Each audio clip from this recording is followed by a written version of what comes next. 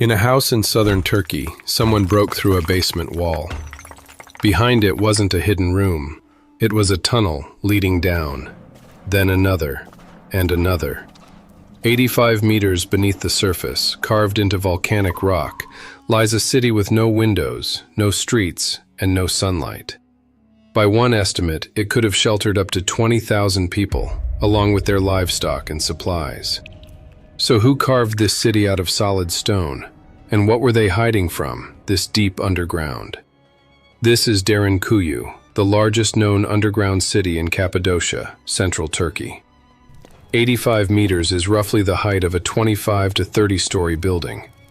Except this skyscraper was built downward, not up. Official Turkish heritage sources confirm this depth and list what was found inside: animal stables, cellars, kitchens, a church, and storage areas. Hundreds of rooms connect through narrow corridors and vertical shafts. Parts of the complex remain closed to visitors to this day. Nobody knows exactly how many levels the city originally had. Popular sources cite anywhere from 8 to 20. The one number confirmed reliably is the depth, about 85 meters. Cappadocia was shaped by ancient volcanic eruptions. Layers of ash compressed into a soft volcanic rock called tuff. This stone is almost the perfect building material, soft enough to carve with hand tools, yet it hardens once exposed to air. UNESCO calls the region one of the world's most striking landscapes of rock-cut dwellings, specifically naming Derinkuyu and Kaymakli among its underground cities. But soft rock only explains how they built it. It doesn't explain why anyone would dig this deep or this deliberately. On the second level sits a large room with a barrel-vaulted ceiling, often called the missionary school. Small adjoining rooms look like classrooms. There are kitchens with hearths, storage rooms, wells, water reservoirs, narrow defensive passages. Animal stables sat closer to the surface, and that wasn't an accident. Livestock was hard to move deep underground, and waste and odor demanded constant ventilation. This wasn't a chaotic maze. It was a zoned city, with each level serving a distinct purpose. But how could anyone survive here without a single source of daylight?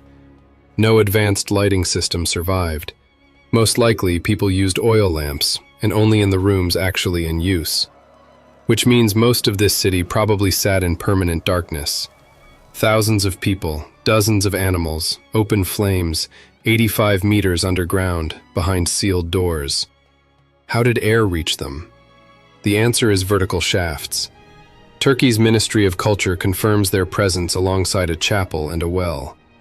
These shafts likely worked through natural convection, warm air rising, cooler air pulled in from below. There's no evidence of mechanical devices or unexplained technology here. Just ordinary physics, applied with real engineering precision. Those same shafts likely doubled as water access. And some wells, it seems, were only reachable from inside, so an enemy controlling the surface couldn't poison or cut off the water supply. Which raises an unsettling thought. An attacker could stand directly above the city and still be completely powerless.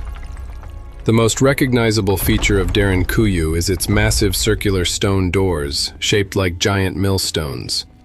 They rolled across the tunnel and locked from the inside.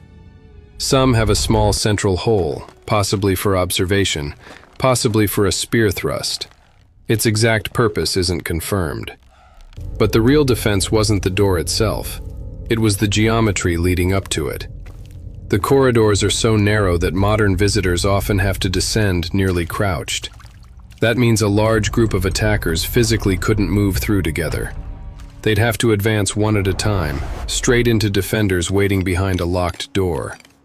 The more uncomfortable the corridor felt, the safer it made the city. This is where the real debate begins. Theory 1. The Phrygians, who inhabited central Anatolia around the first millennium BCE. They had the skill to carve soft rock, but no inscriptions or direct dating confirm they built this specific complex. Theory 2. A connection to the Persian-era Achaemenid period, based mostly on general historical context, not direct evidence. Theory 3, the best supported. Turkey's Ministry of Culture links the city's formation as a refuge to the 9th and 10th centuries, the early Christian era, supported by the church, religious rooms, and classroom-like spaces. But that doesn't mean Christians carved everything from scratch. The most careful conclusion: this city wasn't built to a single plan. It grew in layers over centuries, generation after generation. If construction spanned centuries, who carved the very first, deepest rooms? 20,000 people. That's the figure most often attached to Derinkuyu, an estimate of the city's maximum capacity, including livestock and supplies. It appears in academic research on the site's layout. But it isn't a census, it's a theoretical ceiling. And the idea of tens of thousands of permanent residents runs into a serious problem. How do you remove smoke, waste, and carbon dioxide from that many people and animals without anything resembling Roman-level sanitation? There's no direct evidence of a sophisticated waste or air purification system. A far more likely picture: people lived and worked on the surface, and only descended with their valuables and livestock when real danger arrived. Raids, wars, religious persecution. According to the popular story, in 1963, a local resident renovating his home broke through a basement wall and found a passage into the underground city.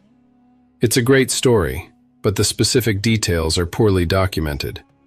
The city was probably never fully forgotten. Some entrances may have simply been used as basements. Cappadocia's Greek population, who left the region after the 1923 population exchange, likely knew these underground spaces existed. What was lost wasn't the knowledge that tunnels existed. It was the true scale and the connections between levels. Who carved the earliest rooms? How many levels did the city originally have? What was its real maximum capacity? Is there a proven tunnel connection to Kaimakli, another underground city 9 kilometers away? Local legends say yes, but no continuous passable tunnel has ever been confirmed. How much of Derinkuyu remains unexplored? Derinkuyu doesn't need a lost civilization or an unexplainable technology to be extraordinary. What makes it extraordinary is simpler. People turned soft volcanic rock into a survival system: ventilation, defense, zoning, and water access, engineered to last for centuries. This city wasn't built to project power. It was built to hide an entire society from the world above, at a depth that's hard to imagine, in darkness that never once saw the sun.